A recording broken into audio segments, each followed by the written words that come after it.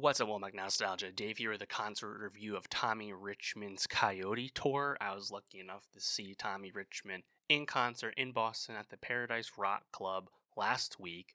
Kind of the last leg of the tour. It's been going on since beginning of the year. And of course, I wanted to see Tommy in concert once I knew he was playing small venues because he had a massive 2024, as everyone knows. Million Dollar Baby, one of the biggest songs of the year, bar none. Devil Is a Lie, also a very significant big hit as well. Tommy kind of coming out of relative obscurity in the mainstream sense and blowing up to a really impressive degree with this throwback funk sound. I reviewed his debut album Coyote from last fall, which of course curiously did not have Million Dollar Baby or Devil's a Lie on the track list. And then, perhaps a little notoriously, that album did not sell particularly well in its first week. And Tommy actually made a point of bringing this up during the show because he had been given some advice to maybe scale back the tour, play even smaller venues, etc. And then he points out that, of course, they sold out the tour. Now, I do think that is an important sentiment and does speak to the differences that you will see between online music consumption and then the actual live music business and how they are and aren't connected. I think it's a very interesting example here. And, in my perspective, seeing Tommy Richman live was interesting because the resale market for these tickets was actually super affordable. Probably the most affordable concert I've been to since before the pandemic, and that's like quite easily. Like there were tickets readily available at a very cheap price, despite the fact that this was sold out. Now, what does that say? Does that mean this was overbought by ticket scalpers and bots and resellers and whatnot? I think that's largely the reason. And in the end, the venue was more or less completely full. So I think the secondary market did pick that up, but it was just kind of curious that the innate demand actually allowed ticket prices to drop. You just never really see that too much anymore. Nonetheless, I think just about everyone who was there at that show was a Tommy Richman fan. I mean, people were vibing at the show. People knew the words to countless songs, not just Million Dollar Baby. It was a show of his fans, without question. I think it's a really fun show to go at because, again, it's a small venue. You're right up close with the performance. In terms of the flow of the show, which was about an hour long, he got to about 20 songs. Basically played every song you would know from Coyote, as well as some deeper cuts from the SoundCloud days, the early EPs and whatnot. He did "Devil's a Lie" as like the third or fourth song of the night, and you definitely got a big pop. A lot of phones were coming out, and that went great, of course. I think my favorite stuff from Coyote that he played, "Temptations," I thought was great. "Give It All" was great. I think, funnily enough, Tom actually mentioned during the show that yes, you came to an R&B show, but you also came to a punk show, and he was like actively encouraging people to open up the mosh pit.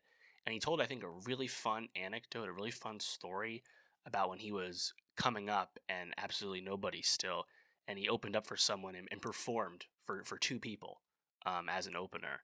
And one of the people there actually was a huge fan of his and was actually asking him to play songs and stuff and like showing songs on Spotify to Tommy in the moment. Really cool story about how you can really, make your dreams come true and whatnot. Obviously, he's come so far as an artist. And then, funny enough, the guy who, apparently, the guy who that was in that story was at the show. Not sure if I believe that or not, but they pointed him out in the crowd.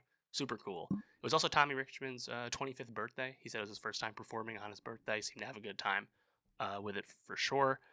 I think other shows or other songs that stood out to me, Bunker Pre-Roll, of course, got a good pop. Last Night was great. Upset, of course, his feature on the Brent Faiyaz album, probably the first time anyone heard him. That's the first time I had heard Tommy Richman, and that got a big pop as well. People were singing the Brent verses as well. When he told the story about back in the day, he went into one of his old songs, Electrify Tonight, which was definitely more of like a less of an R&B, more up-tempo song, which was pretty cool, I guess, for the contrast of his different types of music from his early days of his career. Then, of course, he ends with Million Dollar Baby, comes out and does his brand new song, Actin' Up, as the encore song.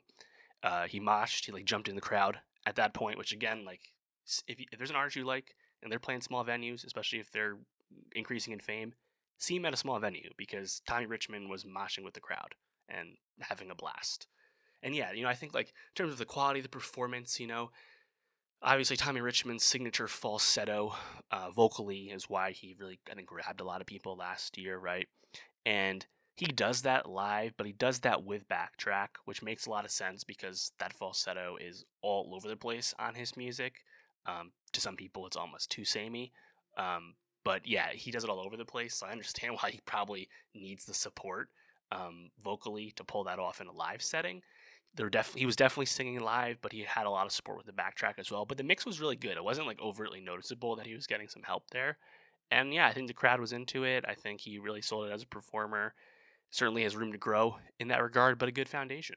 And yeah, I think for me, it was just really interesting to see the disconnect between record sales and live performance. We know there's people that stream significantly more from like a project basis that wouldn't have as successful a tour as Tommy has just had. Food for thought. But yeah, let me know if you saw Time Richmond in concert. Let me know what you liked most about it. Of course, next time he releases an album, I'll be reviewing that. So make sure you subscribe. And for more music reviews and concert reviews for the concerts I go to, subscribe. And I'll see you next time.